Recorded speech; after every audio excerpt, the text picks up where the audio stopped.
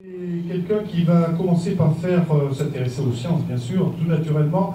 Et il commence avec une thèse brillante sur les très hautes altitudes aux États-Unis. Alors, quand les météorologistes voient ça, ils sautent au plafond parce que nous, quand on parle de très haute altitude en météorologie, on est à 25, 30, 40 km, 45 km, c'est vraiment très très loin. Par contre, lui, s'intéressait aux altitudes de 12 000 km. Donc on est au-dessus de la ionosphère.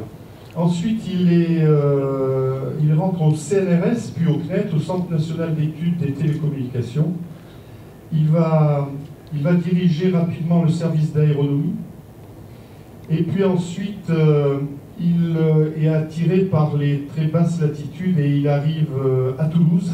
De Paris, il saute à Toulouse. Et il va animer donc ce laboratoire qui est le CESBio, qui s'occupe notamment de tout ce qui est interface et connaissance du couvert végétal. Et puis, il va terminer une brillante carrière de chercheur comme directeur adjoint du directeur du Centre national de recherche météorologique à Météo France. Donc, un très beau profil, un très beau sujet. Vous verrez, très surprenant. Et sans attendre, je passe la parole à Joël Collado pour la météo du jour, la météo du temps passé et du temps qu'il va faire. Merci Guy. Alors j'espère que tout le monde a écouté le bulletin à France Info avant de venir, comme ça j'ai pas... comme ça c'est fait. Non, je vais essayer de vous présenter un peu le temps qu'il fait. On s'est pas vu depuis le mois de décembre pour certains, et vous avez vu que depuis le mois de décembre, on n'en sort pas, il pleut tous les jours. Sauf le 30 janvier, je crois, où on a eu une journée printanière, hein, à part ça... Il pleut tous les jours. Alors quand est-ce que ça va s'arrêter? On va essayer de voir si effectivement ça va s'arrêter un peu. Pour l'enneigement dans les Pyrénées, vous avez vu ce qui s'est passé. On en est à des cumuls sur la saison, hein, dans certaines stations qui atteignent 10 mètres en cumulé. Hein. Et actuellement, la moyenne à 2000 mètres, c'est autour de 4 mètres de neige, hein, entre 4 et 4 mètres 50 de neige. Je pense qu'on ne va pas manquer de neige pour les vacances de février. Peut-être qu'il y en aura même un peu trop avec les risques que ça comporte pour aménager les stations. Donc on va revenir à ce que j'aime bien faire, c'est regarder un peu la Terre vue de 36 000 km d'altitude, en sachant que peut-être demain on n'aura plus de satellites géostationnaires, hein, puisqu'il y a il n'y a pas l'astéroïde qui va passer à 27 000 km. Demain matin à 8 h, je crois. Alors qu'il faudra surveiller si on reçoit toujours des images satellites, parce que ça passe à peu près au niveau de l'orbite des géostationnaires. Alors est-ce que ça va déformer la Terre? Je ne crois pas. Hein. Est-ce que ça va emmener un satellite? Apparemment, il passerait dans l'océan Indien. Donc on serait un peu à l'écart de cette perturbation. Donc voir que la Terre est ronde, qu'il y a plein de nuages à la surface de la Terre, qu'on retrouve ici ce que l'on peut appeler l'équateur météorologique, hein, qui est cette barrière de cumulonimbus qui s'étend de l'Amérique du Sud à l'Afrique, hein, et où vous avez ici l'ensemble des cellules convectives qui représentent cette zone de convergence, hein, que l'on retrouve ici, qui est l'équateur météorologique, avec une petite rupture ici, et puis ici une activité orageuse qui est beaucoup plus marquée sur l'Afrique du Sud, marquée également du côté de Madagascar, et on ne voit pas, mais il y a l'île de la Réunion qui est ici, mais il y a un cyclone qui s'appelle Guéno, qui est par là sur le large de l'océan Indien, mais qui ne va pas toucher cette fois-ci l'île de la Réunion. En remontant vers le nord, on retrouve notre traditionnel train de perturbation. Ça fait déjà des mois et des mois que ça dure, avec une perturbation qui est passée, celle qui est passée lundi chez nous, là, qui a donné le coup de vent. Il y a eu 155 km/h à Messanges, il y a eu de la grêle, il y a eu des grosses averses. On retrouve cette perturbation maintenant sur la Croatie, sur la Grèce et en partie sur la Turquie, avec beaucoup de mauvais temps et beaucoup d'orages. Et puis la nouvelle d'aujourd'hui, là, qui est arrivée, là, qu'on voit ce matin, c'est une image de ce matin, hein, que l'on voit ici, qui est sur le nord des îles britanniques et qui vient s'enrouler au nord de l'Écosse dans un superbe minimum. Alors quand on anime, l'autre particularité, c'est qu'on voit que le soleil se lève à l'est. Hein, et que maintenant, on commence à éclairer un peu plus l'hémisphère nord, même si l'hémisphère sud est un peu plus éclairé que l'hémisphère nord, les jours commencent à rallonger, donc on s'approche lentement, mais sûrement du printemps. C'est encore loin, mais on y arrivera. Et on peut voir défiler ces systèmes perturbés que l'on voit ici sur la France, qui a traversé une grande partie de la France aujourd'hui. Et cet après-midi, la convection qui reprenait au niveau de cette partie équateur thermique. Et là, il y a de la réserve encore. C'est un peu le bazar, hein. C'est un peu très compliqué. Je vais vous montrer sur les modèles, mais c'est extrêmement complexe ce qui se passe actuellement sur l'Atlantique. Alors que se passait-il chez nous aujourd'hui? L'image radar vous montre l'arrivée de cette perturbation qui a donné des précipitations ce matin. Je dis précipitations parce qu'il y avait un peu de tout, hein. Ici, c'était de la pluie, ici, c'était de la pluie, et toute cette partie-là, c'était de la pluie qui tombait sur des sols froids. Donc on a eu pratiquement du Massif central jusqu'au Nord-Pas-de-Calais, du verglas, des pluies verglaçantes. Donc avec un nombre d'accidents sur les routes très impressionnant, à peu près une 50 à 60 par département concerné, quoi. Donc beaucoup d'accidents avec cette zone de pluie verglaçante qui se décalait lentement vers l'est. Alors bon, forcément l'animation va s'arrêter là. Donc il y a le front qui passe, et devant il y a cette perturbation. Parce que ce matin, je ne sais pas si vous avez écouté la radio ce matin, je pense que moins 20 sur les plateaux du Jura, et plus 12 degrés à Biarritz, hein. Donc il y avait 32 degrés d'écart de température entre l'Est et l'Ouest ce matin, hein. Donc il y avait moins 15 côté Colmar, moins 16 en Moselle. Donc il y avait une poche d'air froid très importante ici. Et à Paris, on était autour de 0, moins 1 degré. Donc quand les précipitations sont arrivées, elles ont été par moments verglaçantes. Et là, on peut voir sur l'image satellite le déplacement de cette perturbation sur les images visibles, qui permet de voir son déplacement avec ici une partie active très importante, ce qui donne les précipitations les plus fortes que l'on retrouve sous forme d'averses, sur ce noyau un peu jaune-orangé. C'est la partie la plus active. Alors, la particularité, c'est qu'on peut voir cette zone noire ici, c'est l'ombre portée du nuage sur la couche nuageuse d'en dessous, hein. Et on voit bien le front très très marqué sur cette image satellite. Alors, on voit très bien également les Alpes enneigées. Les Pyrénées, on les voit moins bien parce qu'elles sont un peu prises par les nuages. Mais ce qu'on voit par contre assez bien, c'est les ondes orographiques derrière le massif des Corbières, derrière les Pyrénées-Orientales ou derrière le massif central. Tous ces petits traits ici qui représentent un peu une empreinte de doigt, ce sont les ondes orographiques, et dans le sommet de chaque ongle se développent des systèmes nuageux qui bougent apparemment pas. Donc une onde orographique très marquée, ce qui veut dire qu'il y avait du vent assez marqué sur la partie pyrénéenne et sur la partie massif central. Donc ça, c'était le temps d'aujourd'hui. Que va-t-il se passer dans les prochains jours ? Alors, une bonne nouvelle, hein, c'est la fête des amoureux, j'espère des amoureux de la météo aujourd'hui. Donc je vais vous annoncer quand même une bonne nouvelle, il ne va pas pleuvoir ce week-end, vous vous rendez compte, hein? Il ne va pas pleuvoir ce week-end. Alors voilà, là, j'en suis où là? Voilà, samedi, vendredi. Ça c'est aujourd'hui. Ça c'est non, c'est la semaine prochaine ça. Ça c'est aujourd'hui. Ouais. Donc voici la modélisation de de la perturbation que vous avez vue en réalité. Hein, ce que je vous ai montré tout à l'heure, c'était des images réelles. Là c'est des images qui sont calculées par le modèle. Hein. Donc c'est le déplacement des systèmes perturbés vu par le modèle CEP de ce matin. Donc on avait bien cette zone précipitante qui s'étendait du nord de l'Écosse jusqu'à la pointe bretonne. Et devant, ce qui apparaît en rouge, c'est la neige. Donc le modèle spécifiait bien que cette partie à l'avant de la perturbation, c'était de la neige ou des pluies verglaçantes, enfin des systèmes assez complexes que l'on a eu effectivement. Alors ça, c'est l'évolution pour ce soir, dans la nuit. Il va encore pleuvoir ce soir dans le courant de la soirée. Il va essentiellement neiger sur les régions de l'Est. Et puis vous voyez derrière, il y a ça là. Hein, ça, il y en a plein qui connaissent. Hein. Les Belges, ils disent que c'est une crête et nous, on dit que c'est une dorsale. Hein. Donc ça, c'est une dorsale qui est en train de se développer, le mauvais temps de lundi qui est là, le mauvais temps d'aujourd'hui qui se déplace là, et la dorsale qui commence à se développer pour demain, en sachant que dans la journée, ils vont encore traîner quelques petites précipitations, mais là, on est en train de comprimer, là, hein, on est en train de faire monter les pressions, et donc on va désagréger un peu l'ensemble des nuages. Pour la journée de vendredi, ça ne sera pas encore terrible, mais vous voyez, samedi,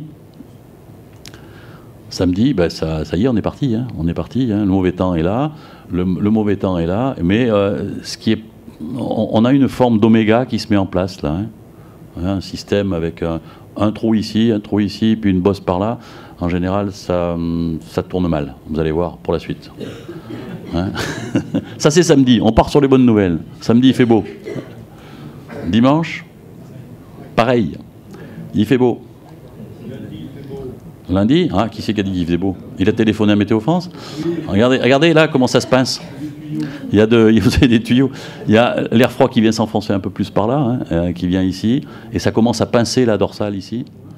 Là pour dimanche après-midi, on est dimanche après-midi là. Hein. Et lundi, ça y est, on a bien pincé. On a tellement pincé qu'on a coupé quoi. Et donc lundi, la zone de haute valeur, c'est-à-dire la zone de haute valeur en altitude, en tout cas, elle remonte vers le nord de l'Écosse. Et là, vous avez de l'air froid qui vient glisser sur l'Europe centrale, et puis les perturbations océaniques qui commencent à rentrer sur l'Espagne.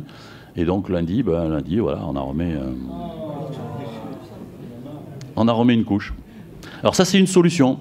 Hier, c'était pas cette solution-là. Chaque run du modèle, il y a des solutions différentes. Il y a une certaine instabilité sur la partie Europe occidentale. Malheureusement, c'est chez nous que réside l'instabilité du modèle actuellement. Et tous les jours, on a un scénario un peu différent. Mais hier, on était parti sur 5 jours sans pluie. Et là, maintenant, on n'est plus qu'à 2 jours. Alors d'ici que demain, on ne sera plus qu'à 1 jour. Donc globalement, le week-end, c'est bon. Et après, bon, voilà, après, on est coincé. L'anticyclone est là-haut. Et on se retrouve avec une circulation perturbée plutôt en basse latitude. Sur la partie nord de la France, ça ira mieux, ça sera froid et sec. Et sur la partie sud, ça sera plutôt pas trop froid, mais très humide, quoi. Mardi, mercredi, ça devrait s'arranger. Mais ça ne faut pas prendre ça à la lettre. Et puis là, après, là, il y a une grosse advection froide qui se produit avec de la neige à basse altitude encore sur le nord-est pour la deuxième partie de semaine. Jeudi, voilà. Voilà. Ça, c'est un système dépressionnaire ici, l'anticyclone qui est là, c'est l'anticyclone des Açores, celui-là, il est là-haut. Un minimum sur l'Italie, puis un gros système perturbé sur l'Atlantique. Et là, pour vendredi prochain, c'est pas bien parti. On était très optimiste en début de semaine, mais la plupart, quand on regarde la plupart des runs des modèles, ont tendance à faire revenir, après ce bref épisode de week-end, qui serait un épisode plutôt doux et plutôt sec, à faire revenir de l'air froid avec un temps perturbé au niveau des latitudes les plus basses, c'est-à-dire au niveau du sud de la France, quoi. Donc quoi qu'on fasse, a priori, on ne s'en sortira pas encore. Donc il va falloir être patient, parce que là, on en est à combien on est le combien? Le 13 ouais. Le 14. Le 14, je crois qu'on est à plus de 40 mm à Toulouse. On a déjà le mois, là, en 14 jours. Le mois de février, on a déjà le mois en 14 jours, là. Janvier, on est à 200 ou 300, 250% de la normale. Donc on a largement ce qu'il faut. Donc voilà, pour l'instant, j'ai juste le petit créneau du week-end, profitez-en. Et montez pas trop au nord, parce que si vous montez au nord, si vous avez un anticyclone qui vient après le passage d'une perturbation comme ça écrase l'humidité et on va se retrouver au nord de la Loire avec des stratus persistants tout le week-end. Donc c'est au sud de la Loire que ça va pouvoir devenir un peu plus sec, très provisoirement. Donc voilà pour la présentation de... Si vous avez des questions tout à l'heure, on pourra y revenir si vous voulez. Donc ça manque pas de neige, ça manque pas d'eau, mais ça manque de soleil. Donc maintenant, on va voir si effectivement on ne pourrait pas faire quelque chose avec... Faire tourner la Terre. Faire tourner la Terre. Pour changer un peu les creux et les bosses. À toi, Pierre. Merci. Oui, je vais changer. Bon, bonjour. Merci, Joël. Bon, bureau des longitudes, vous devez vous demander quel rapport il peut y avoir entre le bureau des longitudes et la météorologie. Alors, juste 2 mots, le bureau des longitudes a été créé par l'abbé Grégoire, après un fameux discours de l'abbé Grégoire en 1795, essentiellement pour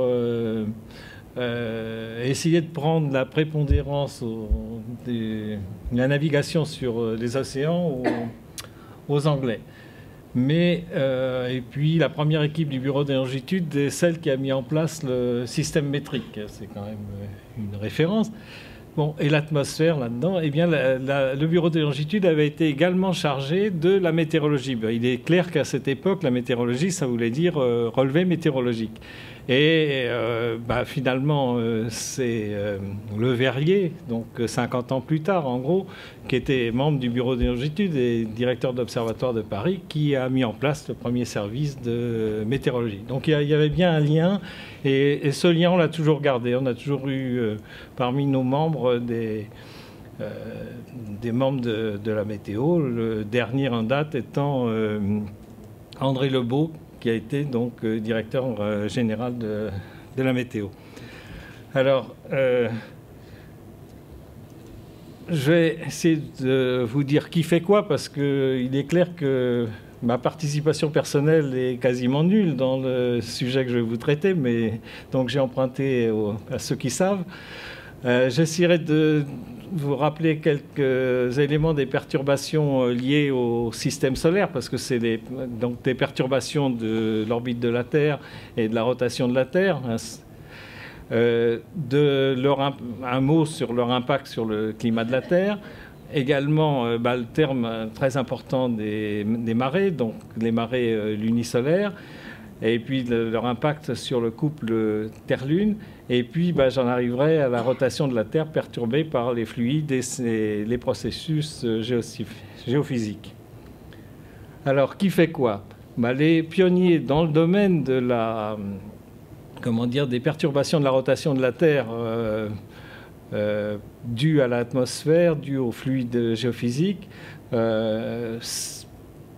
puisque bien avant, on connaissait les perturbations dès l'Antiquité, la précession des équinoxes était connue. Donc là, je me concentre sur l'aspect perturbation due à l'atmosphère. Eh bien, c'est Kurt Lambeck, un chercheur, un professeur australien, qui a d'ailleurs séjourné pas mal de temps en France, à l'Observatoire de Paris, mais également à Toulouse, et Annick Ansnav, une personne que vous devez certainement connaître sur Toulouse, puisqu'elle elle est chercheure du CNES à l'Observatoire Midi-Pyrénées, mais elle est également membre de l'Académie des sciences et membre du Bureau des longitudes. Et cette année, elle a une chaire du Collège de France.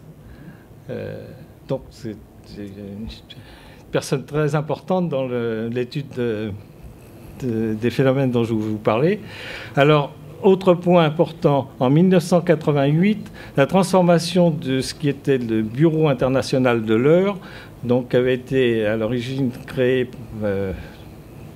par le Bureau des longitudes, en service international de rotation de la Terre. Ça correspondait à une époque où on abandonnait en quelque sorte la rotation de la Terre comme référence temporelle, compte tenu justement des irrégularités de rotation de la Terre, pour passer au temps atomique. Enfin, on y était passé déjà depuis quelques années, en 88. Je cite ensuite Christian Bizouard, c'est un jeune chercheur qui vient de passer son habilitation à diriger les recherches et qui s'est énormément investi dans ce domaine. Et une grande partie des travaux que je présenterai lui sont redevables. Et puis, autre point important, les centres internationaux de prévision météorologique, le NCEP aux États-Unis et le Centre européen de prévision à moyen terme, météorologique à moyen terme, à Reading en Grande-Bretagne. D'ailleurs, nous avons dans la salle de brillants anciens du CEPMMT. Alors, le Soleil et les planètes du système solaire influent sur l'orbite de la Terre et sa rotation. Je vais essayer de rappeler en quelques mots ce qui se passe en termes d'excentricité de l'orbite de la Terre, d'inclinaison de l'axe de rotation de la Terre, de précession et de nutation. Alors, là, vous voyez donc représenter la Terre avec l'obliquité qui est donc l'angle que forme l'axe de rotation de la Terre avec le plan de l'écliptique, plan dans lequel circule la Terre, plan dans lequel se situe donc l'orbite de la Terre. Alors, les principaux effets. Vous avez en haut le fait que la Terre donc, se déplace sur parcourt une ellipse, mais cette ellipse, compte tenu des autres planètes du système solaire, n'est pas constante dans le temps. Son excentricité varie entre 0, c'est-à-dire une orbite circulaire, et 0,06. Donc des variations importantes, des variations significatives qui vont avoir un effet donc sur l'éclairement de la Terre et sur les climats en particulier. Deuxième point, vous avez l'obliquité de la Terre. Alors on a une situation assez particulière. On a une obliquité moyenne de 23,5 degrés. Donc c'est l'angle que fait l'axe de rotation de la Terre avec le plan de l'écliptique. Mais contrairement à la plupart, et je reviendrai sur ce point un peu plus tard, des planètes du système solaire, les fluctuations de cet axe de rotation ne représentent que 1 degré, hein, plus ou moins 1 degré, autour de 23,5 degrés. Alors que d'autres planètes voient leur axe de rotation fluctuer de manière beaucoup plus importante.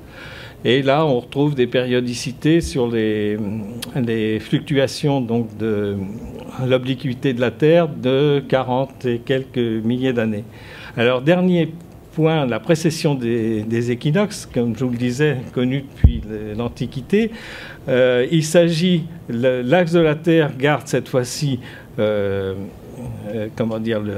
un angle fixe par rapport au plan de l'écliptique, mais l'axe décrit un cône. Il tourne et pour vous donner... Alors, ce mouvement de précession, en fait, est dû au fait que la Terre n'est pas une sphère parfaite et qu'il y a un couple qui s'exerce sur le renflement équatorial de la Terre. En fait, il se passe quelque chose de tout à fait comparable à ce qu'on connaît sur les satellites artificiels qui sont lancés autour de la Terre, qui voient le plan de leur orbite tourner en fonction du temps. C'est pour les mêmes raisons. Et là, on a des périodes qui varient entre 23 et 19 000 ans. Alors, un peu de détails sur ces précessions-nutations. Donc, on a la précession avec on a indiqué là 25 800 ans de période. Sur ce phénomène de précession s'ajoutent des petites oscillations qui sont en particulier dues à l'influence de la Lune. Donc on retrouve des périodes de 18 ans, de 13 jours et de 182 jours. Il s'agit de ce qu'on appelle la nutation. Alors cette précession de l'axe de la Terre a un rôle important sur on parlait de précession des équinoxes, dans la mesure où l'orbite de la Terre dans son déplacement autour du Soleil fait que la date du printemps se déplace progressivement sur cette orbite et typiquement la Terre passe de décembre aux proximité du périgée, donc du point le plus proche du Soleil, à juin en 11 à 12 000 ans. Donc actuellement, la Terre est au plus proche du Soleil aux alentours du mois de janvier, ce qui a donc une importance sur le climat de la Terre. Alors, un point sur cet impact des paramètres astronomiques sur le climat de la Terre, et je cite donc le Serbe Milutin Milankovic, qui a suggéré que l'insolation en été des hautes latitudes de l'hémisphère nord est un paramètre critique pour la succession des cycles glaciaires et interglaciaires.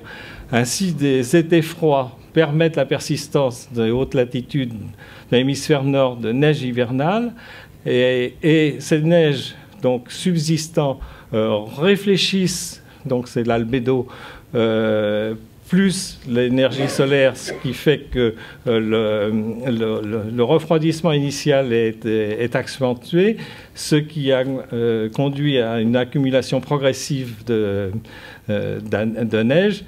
Et les hautes latitudes de l'hémisphère sud sont dans une situation différente puisqu'elles sont englacées, enfin l'Antarctique est englacée, et Guy Lachaud le sait bien puisqu'il a l'habitude d'aller faire un tour de ce côté-là. Donc sont englacées de manière permanente, donc le même phénomène ne joue pas aux latitudes de l'hémisphère sud, mais une fois que le processus de glaciation est engagé, c'est bien sûr toute la Terre qui subit ce phénomène.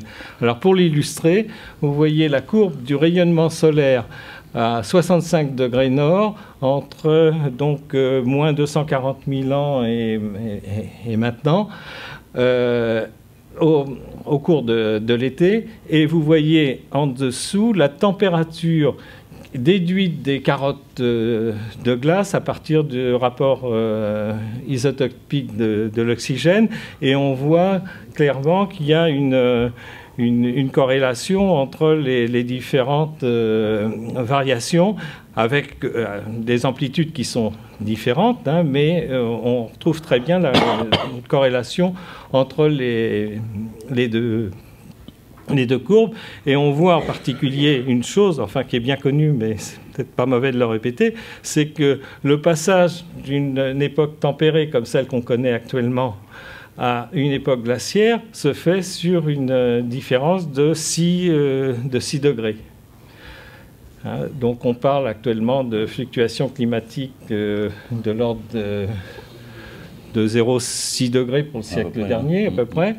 0,6 degrés sur une telle amplitude, c'est important. Alors maintenant, deuxième phénomène, le phénomène des marées, le rôle de la Lune et du Soleil. Alors je rappelle, mais je pense que vous êtes beaucoup à connaître ce phénomène, mais je le rappelle rapidement. On prend la Terre, supposons que la Terre soit entièrement entourée d'océans, et si on prend un astre, la Lune par exemple, la Lune ou le Soleil, donc cet attracteur va attirer, compte tenu de la loi de la gravitation qui est en carré de la distance, va plus attirer le point A que le centre de la Terre, que le point A'. Il en résulte donc un allongement en quelque sorte de la bulle d'eau en forme de ballon de rugby, et ça donne ce phénomène de marée dominante de 12 heures. Approximativement 12 heures. Alors un effet important de du phénomène de marée dû à la Lune est illustré sur ce diagramme. On voit que la Terre va tourner en 12 heures du point A au point A', hein, et pendant ces 12 heures, la Lune elle-même n'aura fait qu'un faible déplacement, puisqu'il faut, je n'ai pas le chiffre exact, mais c'est bien 27, 29 jours pour... bon.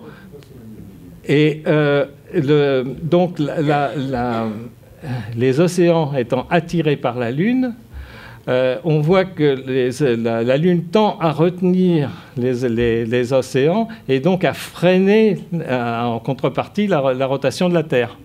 Et ça aboutit au fait, qui est bien connu et mesuré de manière très précise, d'un accroissement de la durée du jour donc dû à la dissipation de l'énergie des marées au fond des océans d'environ 2 millisecondes par siècle, et d'un accroissement de la distance Terre-Lune de 3,8 cm par an. Oui, je n'ai pas donné là.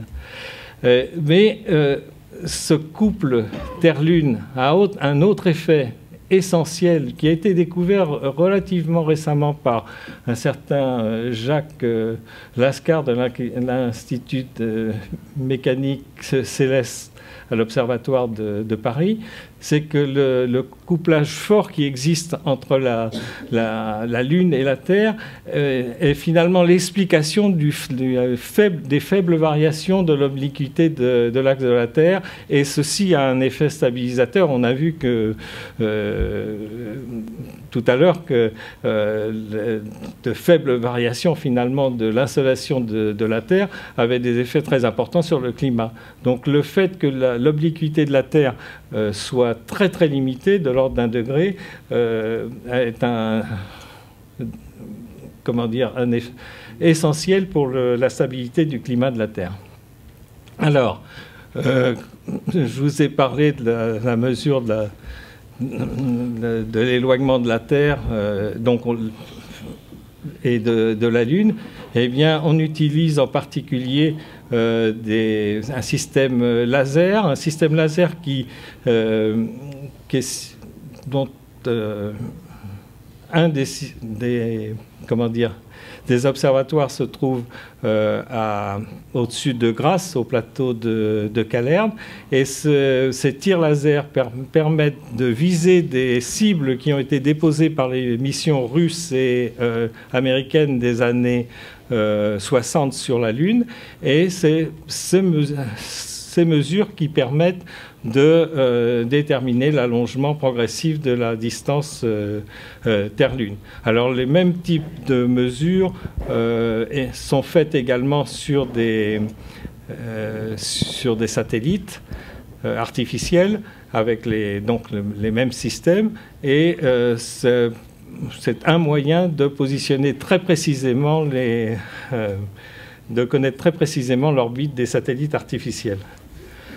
Alors, j'en arrive au couplage fluide Terre-Lune. Alors, bon, c'est illustré sur ce diagramme qui montre de manière schématique le fait que la Terre est en rotation, que les océans exercent une friction sur la Terre solide, que l'atmosphère exerce également une friction sur la Terre solide. On voit apparaître un terme gravitation. Alors ça, c'est pour mentionner le fait qu'il existe ce qu'on appelle un rebond post-glaciaire, c'est-à-dire des zones qui ont été écrasées par les glaces au cours des périodes glaciaires et qui progressivement reprennent leur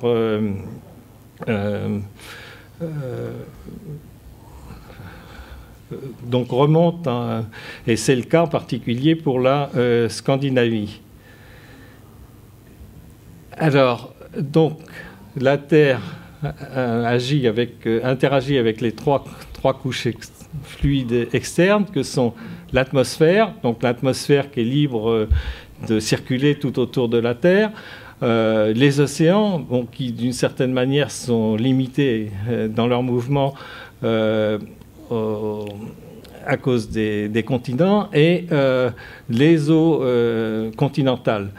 Alors, en termes d'impact sur la vitesse de rotation de la Terre, c'est de l'ordre de quelques 100 millionièmes dans ce qui concerne la vitesse de rotation de la Terre, la vitesse angulaire, et ces mouvements des fluides ont également un impact sur l'axe de rotation de la Terre lui-même, comme nous allons pouvoir le voir. Alors, là, il s'agissait des fluides externes. Il ne faut pas oublier que la Terre contient également un noyau liquide qui lui-même va interagir avec la partie solide de la Terre et sera un des éléments perturbateurs, mais beaucoup plus difficile à appréhender que les fluides externes, et en particulier l'atmosphère. Alors, on signale également le fait que les marées dont je vous ai parlé affectent bien entendu les océans, mais ils affectent également la croûte de la Terre. C'est un mouvement de quelques dizaines de centimètres, 30 à 40 centimètres.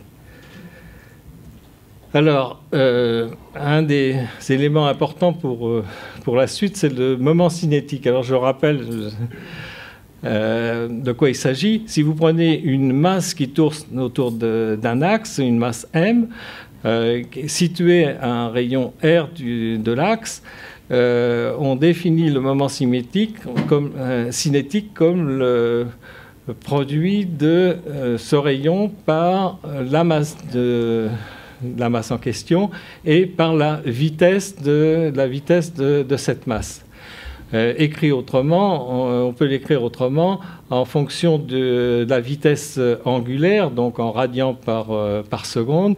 Et à ce moment-là, ça s'écrit de cette façon-là, mr2, puisque la vitesse c'est r fois la vitesse angulaire. Et donc ça donne finalement un terme c qu'on appelle moment d'inertie, multiplié par la vitesse angulaire. Il est clair qu'il faut d'autant plus d'énergie pour faire tourner une masse à une vitesse angulaire donnée que le rayon est important.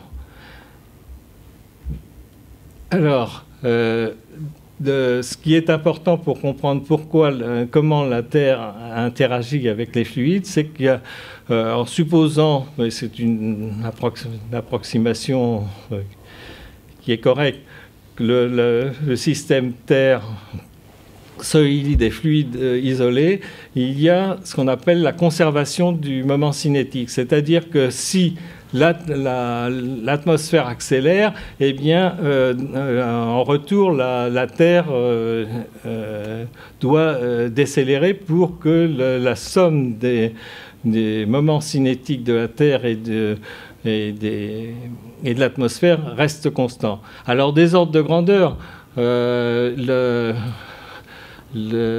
moment cinétique de la Terre H, compte tenu de la masse de l'atmosphère et de la distribution de l'atmosphère, le moment cinétique de l'atmosphère est bien entendu beaucoup plus petit que celui de la Terre solide, à peu près 1 millionième.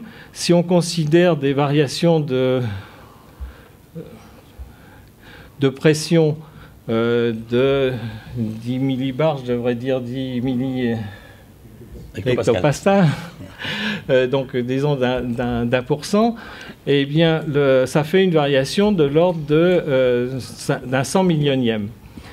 Et donc, on s'attend à avoir des variations relatives de la vitesse de rotation de la Terre de l'ordre d'un 100 millionième, c'est-à-dire une milliseconde, puisque la durée du jour, c'est environ 86 400 secondes. Comment? Pardon. C'est pas la vitesse de rotation, je parle de la durée du jour. Et alors,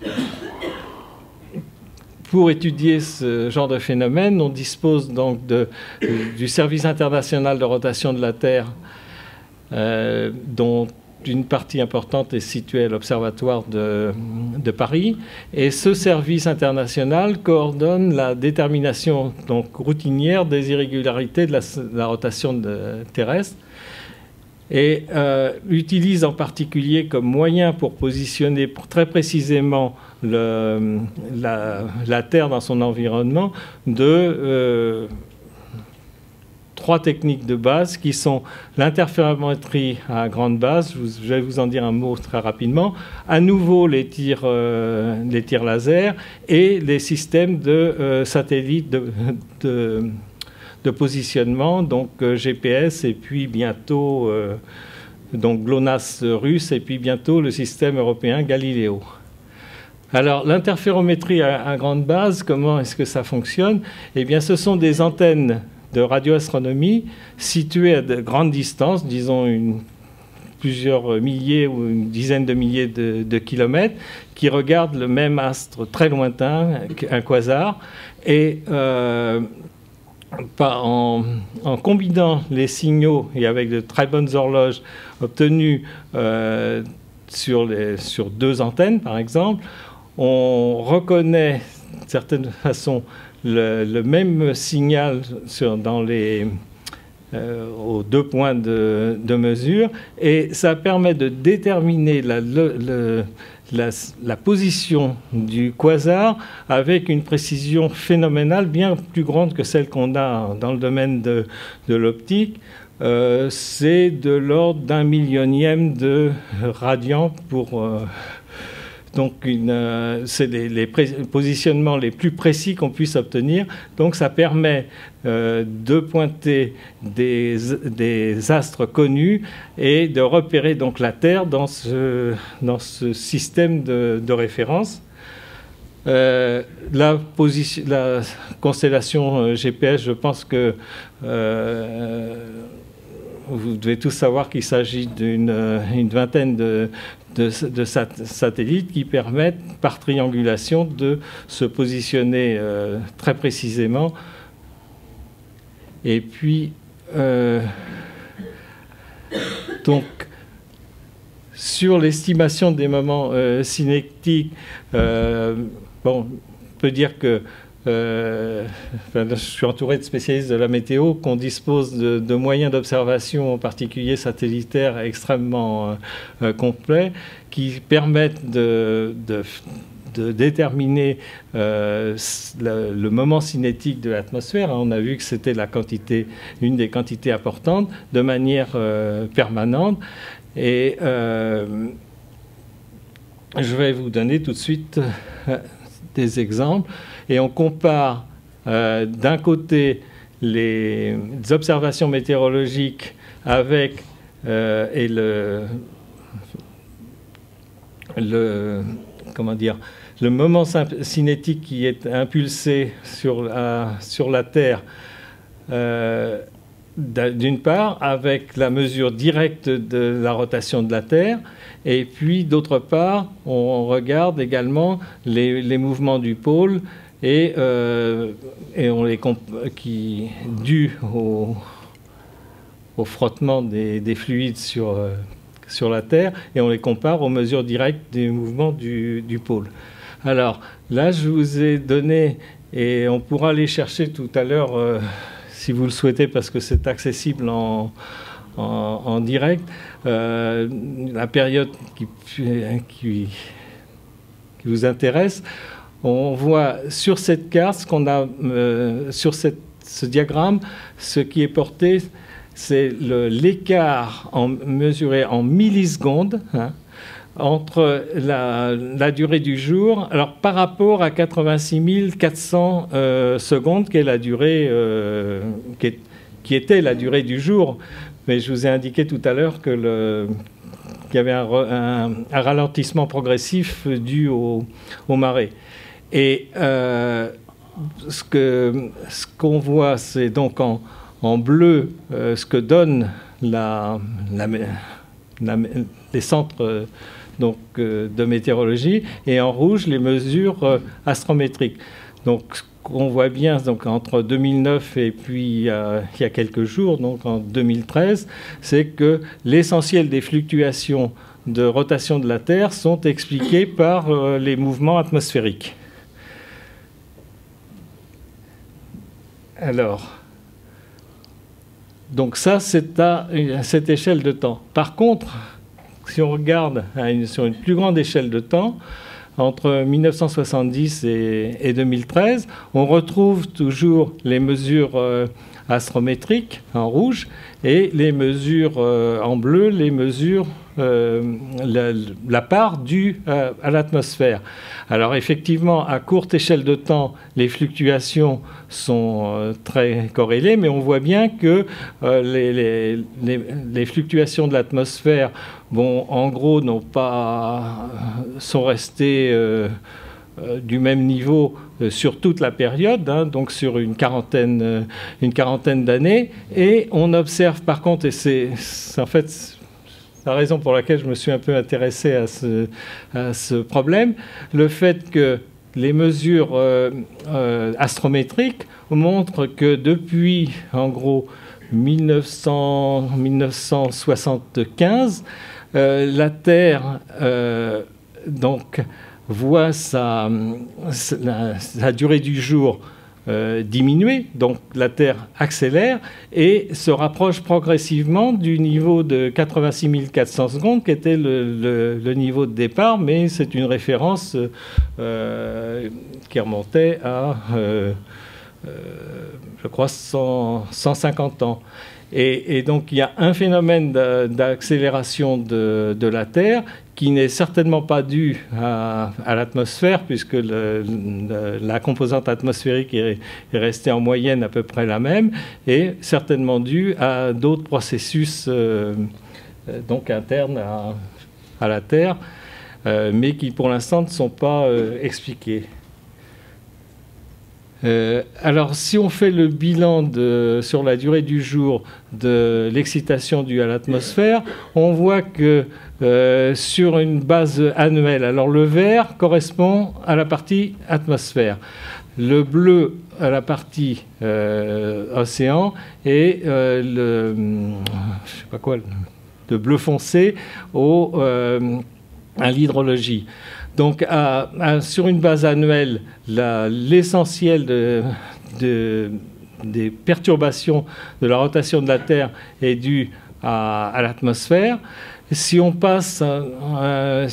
regarde sur une période supérieure à 2 ans, la partie océanique prend une part à peu près presque aussi importante que la Terre.